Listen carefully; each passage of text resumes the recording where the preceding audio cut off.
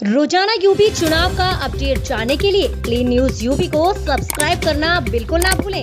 तो चलिए जानते हैं आज की 10 बड़ी खबरों को।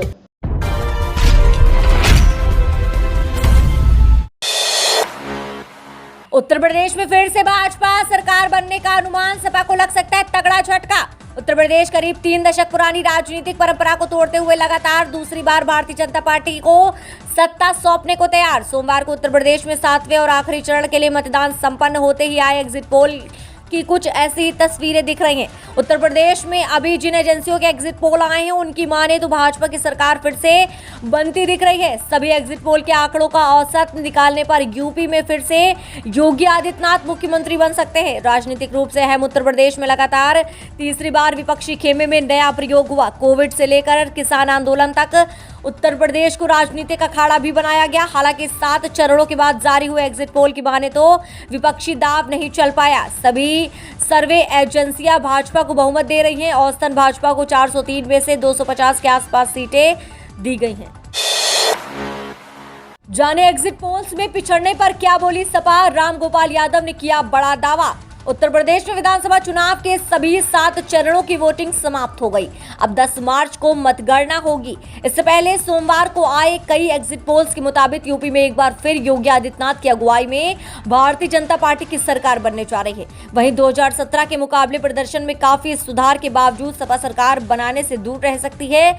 इस बीच अखिलेश यादव के चारा और सपा के राज्यसभा सांसद रामगोपाल यादव ने एग्जिट पोल्स को खारिज करते हुए ये दावा किया है कि उनकी पार्टी 300 से अधिक सीटें जीतने जा रही है। रामगोपाल यादव ने अखिलेश यादव और समाजवादी पार्टी को टैग करते हुए ट्वीट किया, एग्जिट पोल से मॉनिटर्ड है, समाजवादी गठबंधन 300 प्लस सीटें जीत रहा है। समाजवादी और उम्मीदवार और कार्यकर्ता सावधानी पूर्वक मतगणना कराएं और 10 मार्च को विजय पताका फहराने के लिए तैयार करें। पूर्वांचल के धुरंधर कांटों की टक्कर में फंसे ओम प्रकाश राजभर की सीट पर हुई दिलचस्प लड़ाई। वाराणसी समेत पूर्वांचल की वीआईपी सीटों पर सोमवार को दिन भर लोगों की टकटकी लगी रही। सियासी दल जीत हार का आंकलन भी लगाते रहे। सुबह सपा अध्यक्ष ओम प्रकाश राजभर, कैबिनेट मंत्री अनिल राजभर, राज्य मंत्री नीलकंठ तिवारी, राज्य मंत्री रविंद्र जायसवाल, राज्य मंत्री रमाशंकर पटेल, राज्य मंत्री गिरीश चंद्र यादव जैसे धुरंधरों का भाग्य ईवीएम में कैद हो चुका है। वाराणसी शहर दक्षिणी में भाजपा प्रत्याशी प्रदेश सरकार में राज्य मंत्री डॉक्टर नीलकंठ तिवारी हैं तो सपा से ब्राह्मण चेहरा कामेश्वर दीक्षित उर्फ किशन दीक्षित के बीच लड़ाई दिख रही है। वहीं शहर उत्तरी में भी ऐसे ही हालात दिख रहे हैं। भाजपा से प्रदेश सरकार में राज्य मंत्री रविंद्र जायसवाल और सपा से अशफाक अहमद डब्लू है। जानकारों की माने तो यहाँ भी ये भी सपा और भाजपा की लड़ाई है। इधर शिवपुर सीट पर सुबह सपा प्रत्याशी और ओम प्रकाश राजभर के बेटे अरविंद राजभर और कैबिनेट मंत्री अनिल राजभर के भाग्य का फैसला होना है। गाजीपुर के जहूराबाद में लड़ाई दिलचस्प बताई जा रही है। सुबह सपा के ओम प्रकाश राजभर और भाजपा के कालीचरण राजभर के साथ ही बसपा की शादाब फातिमा में जंग है। जमानिया में पूर्व मंत्री ओम प्रकाश सिंह को लेकर भी निगाहें टिकी हुई हैं। प्रियंका गांधी वाड्रा के नेतृत्व में आज लखनऊ में महिला मोर्चा, शामिल होने वालों को स्कूटी व स्मार्टफोन का ऑफर। उत्तर प्रदेश में सोमवार को विधानसभा चुनाव 2022 में आखिरी चरण का मतदान समाप्त होने के बाद भी राजनीति के मैदान में कांग्रेस अभी भी सक्रिय रहने के प्रयास में है। अंतर्राष्ट्रीय महिला दिवस पर कांग्रेस का लखनऊ में पार्टी के राष्ट्रीय महासचिव प्रियंका गांधी वाड्रा के नेतृत्व में महिला मार्च है। करीब 3 किलोमीटर के इस महिला मार्च में शामिल होने वाली कुछ महिलाओं को कांग्रेस की तरफ से स्कूटी तथा स्मार्टफोन का भी ऑफर है।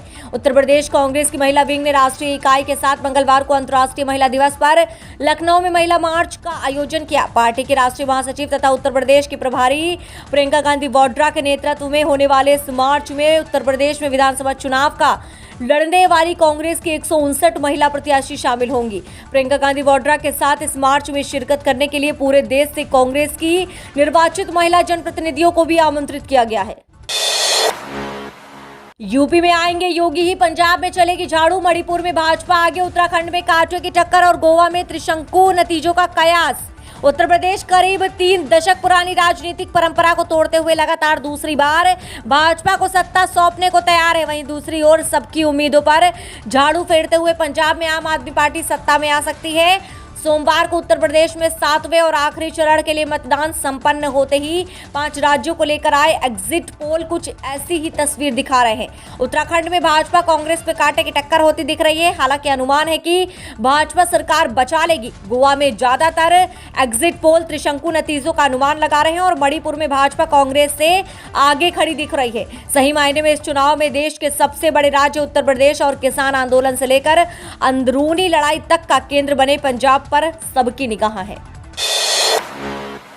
सरकार से दो हाथ करेंगे कर्मचारी। 10 मार्च के बाद रिक्त पदों को भरने की मांग को लेकर प्रदेश में आंदोलन करेंगे। उत्तर प्रदेश में आने वाली नई सरकार को कर्मचारी आंदोलन का विरोध झेलना होगा। रिक्त पदों को भरने की मांग को लेकर कर्मचारी संगठन आने वाले दिनों में बड़ा आंदोलन करेंगे। ऐसे में 10 मार्च के बाद कोई भी सरकार आए, लेकिन कर्मचारी प्रदेश के सभी विभागों में खाली रिक्त पदों को भरने की मांग को लेकर आंदोलन तेज करेंगे। सोमवार को लोक निर्माण विभाग में बैठक कर कर्मचारियों ने यह फैसला लिया है। उत्तर प्रदेश चतुर्थ श्रेणी राज्य कर्मचारी महासंघ ने रिक्त पदों को भरने की मांग की है। महासंघ के अध्यक्ष रामराज दुबे ने बताया है कि चतुर्थ श्रेणी वर्ग के खाली पड़े 4 लाख से ज्यादा पदों को भरने की मांग तेज की जाएगी। प्रदेश में 200 से ज्यादा विभागों में 4 लाख से ज्यादा राज्य कर्मचारियों के पद खाली हैं। इनको भरने के लिए हाईकोर्ट भी आदेश दे चुका है। बावजूद इसके कर्मचारियों के पदों पर साल 2008 के बाद पद नहीं भरे गए। उन्होंने बताया कि इसके लिए पहले सभी विभागों से डेटा इकट्ठा किया जा सकता है। अखिलेश यादव का दावा, कहा हम सरकार बना रहे हैं, सभी मतदाताओं का आभार। यूपी विधानसभा चुनाव को लेकर आ रहे एग्जिट पोल के आंकड़ों के उलट समाजवादी पार्टी का बड़ा दावा कर रही है। एग्जिट पोल्स के बाद अपने चाचा रामगोपाल यादव के साथ साथ अब सपा अध्यक्ष अखिलेश यादव ने भी सत्ता में आने की बात कही है। अखिलेश यादव ने ट्वीट किया है कि हम सरकार बना रहे हैं। उन्होंने लिखा, 7वें और निर्णायक चरण में सपा गठबंधन की जीत को बहुमत से बहुत आगे ले जाने के लिए सभी मतदाताओं और विशेषकर युवाओं का बहुत बहुत आभार। आपको बता दें कि यूपी समेत 5 राज्यों के चुनावी नतीजे 10 मार्च को आएंगे और इससे पहले सभी पार्टियां अपनी अपनी जीत का दावा कर रही हैं। एग्जिट पोल के नतीजों के बाद क्यों बौखलाए नरेश टिकैत, प्रशासन को भी दे डाली धमकी। उत्तर प्रदेश विधानसभा चुनाव के लिए आखिरी और 7वें चरण का मतदान सोमवार को संपन्न हो गया। विभिन्न सर्वे एजेंसी और मीडिया संस्थानों ने एग्जिट पोल में बीजेपी को आसानी से सरकार बनाते हुए दिखाया है। इसके बाद से नेताओं की प्रतिक्रिया भी आनी शुरू हो गई है। भारतीय किसान यूनियन के राष्ट्रीय अध्यक्ष और बालियान खाप के चौधरी नरेश टिकैत ने धमकी भरे बयान दिए हैं। उन्होंने कहा है कि 10 मार्च को सभी को अपने वोट की निगरानी करनी है। ये देखना होगा कि जिसके वोट दिया था उसे मिला या नहीं। साथ ही उन्होंने धमकी देते हुए कहा कि अगर मतगणना के दिन काउंटिंग में धांधली हुई और उसके बाद हालात बिगड़े तो इसके लिए शासन प्रशासन जिम्मेदार होगा। उन्होंने कहा कि मतगणना पूरी तरह से निष्पक्ष और पारदर्शी होनी चाहिए। मीडिया रिपोर्ट्स के अनुसार राकेश टिकैत ने बीजेपी पर हमला बोलते हुए कहा कि पंचायत चुनाव में भगवा पार्टी ने जमकर सत्ता का दुरुपयोग किया था, जिसे पूरी दुनिया ने देखा था। ऐसे में बीजेपी पर विश्वास नहीं किया जा सकता। विधानसभा चुनाव की मतगणना के दिन भी धांधलेबाजी हो सकती है। पंचायत चुनाव में जनता खामोश थी, लेकिन अब विधानसभा चुनाव में ऐसा हुआ तो उसे बर्दाश्त नहीं किया जाएगा। एग्जिट पोल देख बीजेपी गदगद, केशव मौर्य बोले 10 मार्च को सपा बन जाएगी समाप्तवादी पार्टी। उत्तर प्रदेश की डिप्टी सीएम केशव प्रसाद मौर्य ने यूपी चुनाव के एग्जिट पोल के बहाने समाजवादी पार्टी के प्रमुख अखिलेश यादव पर साधा निशाना। उन्होंने दावा किया है कि यूपी की जनता 10 मार्च को सपा को समाप्तवादी पार्टी बना देगी।